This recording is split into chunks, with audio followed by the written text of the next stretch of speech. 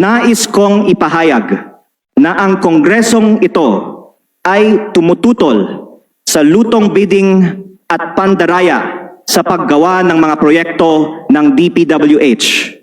At ang kongreso ay gumagawa ng mga hakbang upang sugpuin ang ganitong gawain. Kahit ang isang congressman ay walang kinalaman, nagpapatuloy pa rin ang katiwalian sa DPWH. Ang ilan ay pumipili ng mga kontratistang nagbibigay ng kickback daw na kahit hindi tatanggapin ito ng congressman ay sila na mismo ang maaring kumuha. Ibaba na natin ng buo ng 25% para wala na talagang kickback sa DPWH.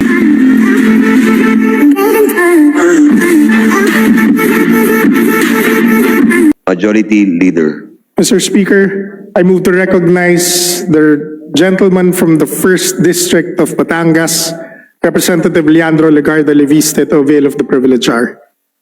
Representative Leandro Legarda Leviste from the 1st District of Batangas. You have the floor, sir.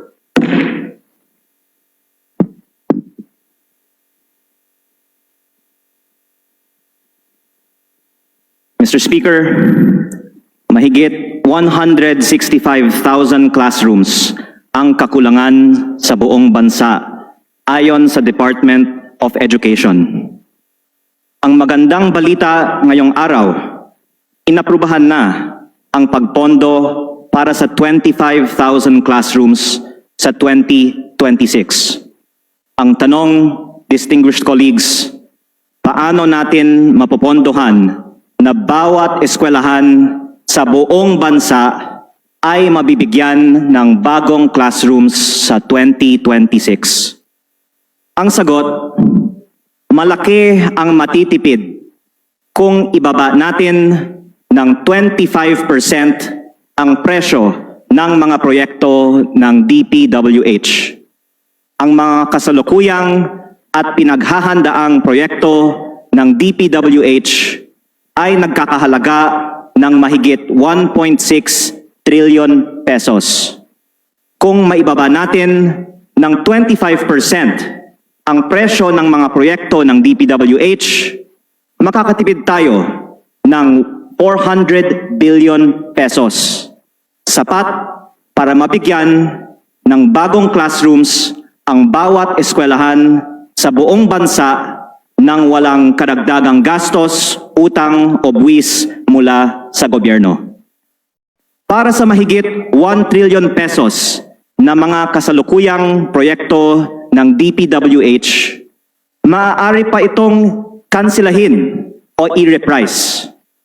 Ang Government Procurement Reform Act ay may probisyon para sa termination for unlawful acts at termination for convenience.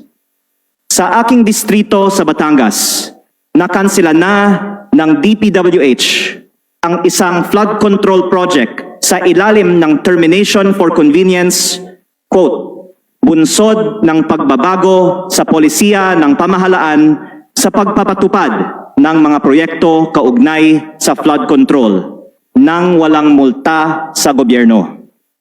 At mas madali pang ibaba ng presyo ang mahigit 600 billion pesos na mga pinaghahandaang proyekto ng DPWH dahil hindi pa po ito nabibid o naaprubahan. Mr. Speaker, nais kong ipahayag na ang kongresong ito ay tumututol sa lutong bidding at pandaraya sa paggawa ng mga proyekto ng DPWH. At ang kongreso ay gumagawa ng mga hakbang upang sugpuin ang ganitong gawain. Mahalagang bigyang diin ang DPWH mismo ang nagbibid at nagpapatupad ng mga proyekto. Kahit ang isang congressman ay walang kinalaman, nagpapatuloy pa rin ang katiwalian sa DPWH District Engineering Offices, kung saan ang ilan ay pumipili ng mga kontratistang nagbibigay ng kickback daw na kahit hindi tatanggapin ito ng congressman ay sila na mismo ang maaring kumuha. Naniniwala po ako na ang hangarin natin dito sa Kongreso ay wakasan ang pagbibigay ng kickbacks mula sa DPWH projects. Siguro naman, wala pong miyembro ng Kongreso na nandito ngayon ang magtataas ng kamay at magsasabi na gusto nating manatiling mataas ang mga presyo ng DPWH.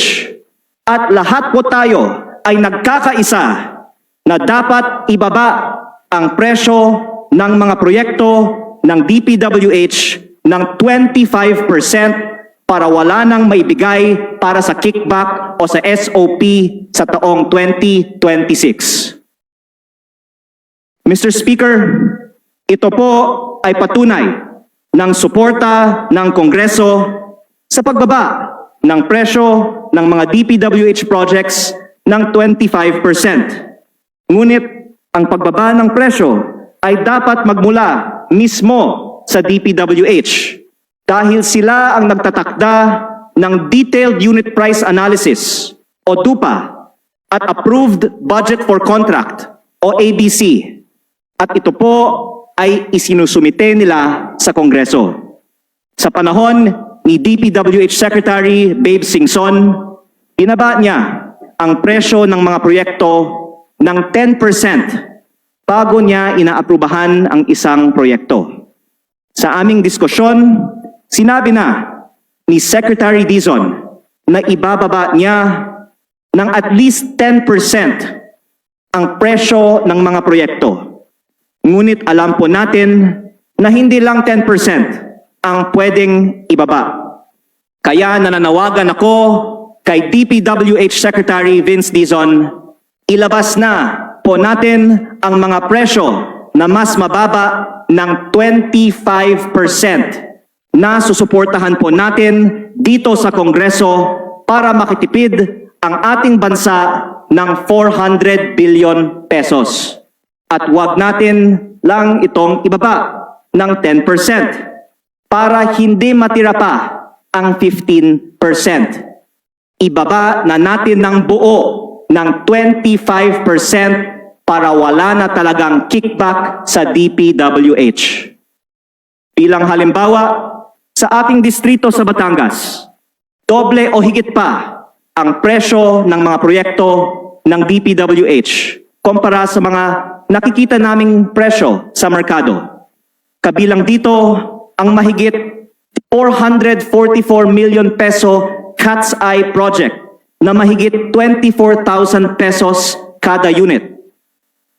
280 million pesos solar streetlight project na mahigit 233,000 pesos kada unit.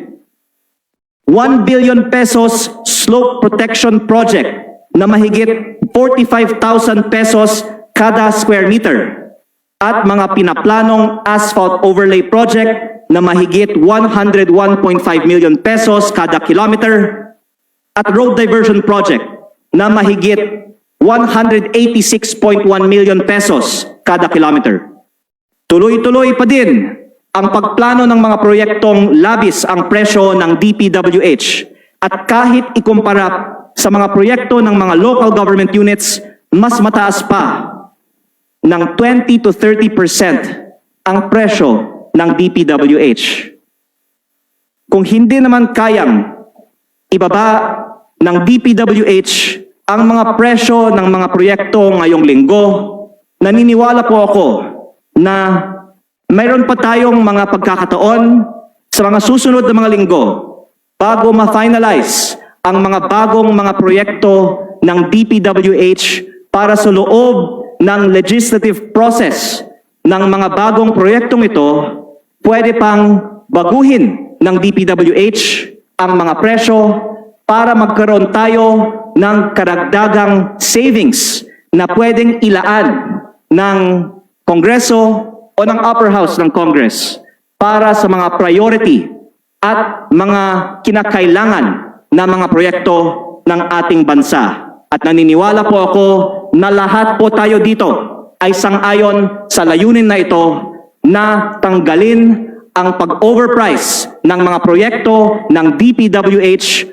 para bawat distrito ay mabibigyan ng karagdagang suporta at lahat ng mga eskwelahan sa ating bansa ay maaring mabigyan ng bagong classrooms sa 2026.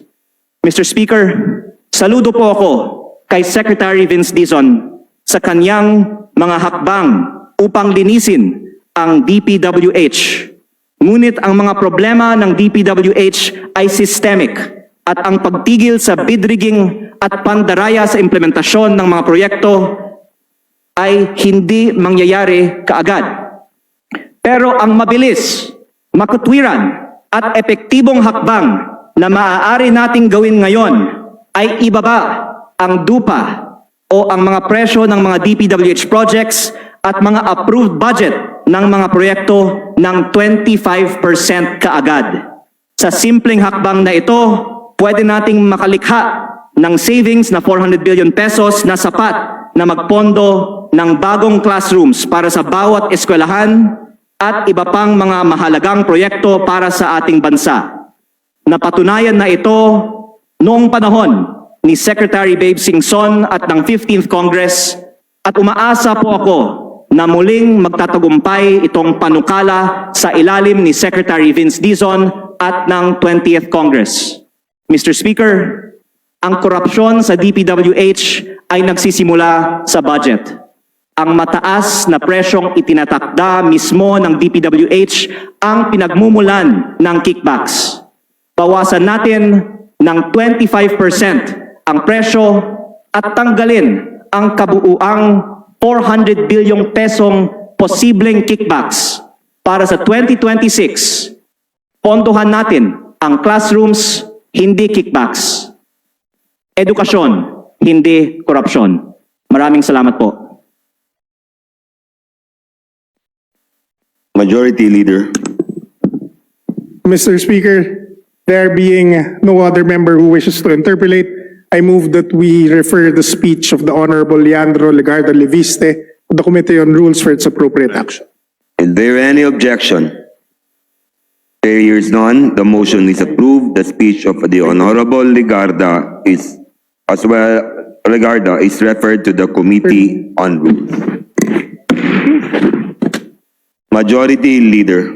Mr. Speaker, there being no other member who wishes to avail of the privilege hour, I move that we terminate the privilege hour. There is a motion to terminate the privilege hour. Is there any objection? Chair hears none. Motion is approved.